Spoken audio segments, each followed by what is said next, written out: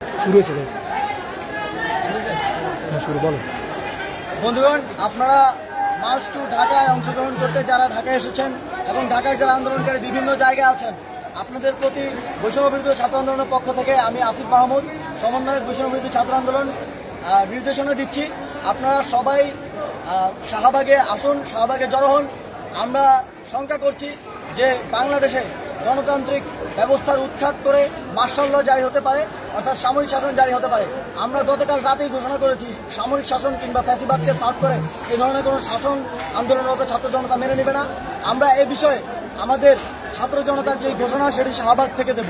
আপনারা সবাই শাহবাগে আসুন, যে যেখানে আছে ঢাকার মিছিল নিয়ে শাহবাগে আসুন। ইতিমধ্যেই সব জায়গা থেকে খুনি বাহিনী তাদের অবস্থান সরিয়ে নিতে শুরু করেছে, কিন্তু আমরা এদেশে জনতার সরকার চাই, কোনো সামরিক শাসন আমরা এদেশে চাই না। সামরিক শাসন যখনই এসেছে বাংলাদেশের ক্ষতি করে গিয়েছে, আমরা কোনো প্রকার সামরিক শাসন চাই না। এবং আমরা জানি আমাদের যে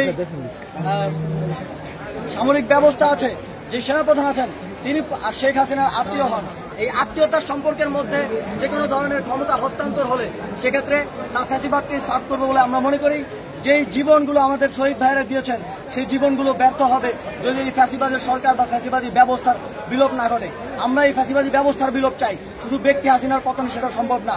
আমরা হাসিনার মতো কিংবা হাসিনাকে সার্ভ করে এমন কাউকেই এদেশের শাসনভারে ক্ষমতায় চাই না। আমরা জনতার সরকার চাই। আমরা আমাদের অফিসিয়াল ঘোষণা শাহবাগ থেকে দিব। আপনারা সবাই শাহবাগে এসে জড়ো হন। ঢাকার যে যেখানে আছেন সবাই শাহবাগে আসুন। যদি কোথাও বাধা আসে সেই বাধার টপকে বাধার উপর দিয়ে জনতার বুলডোজার চালিয়ে আপনারা শাহবাগের দিকে আসুন। ধন্যবাদ সবাইকে।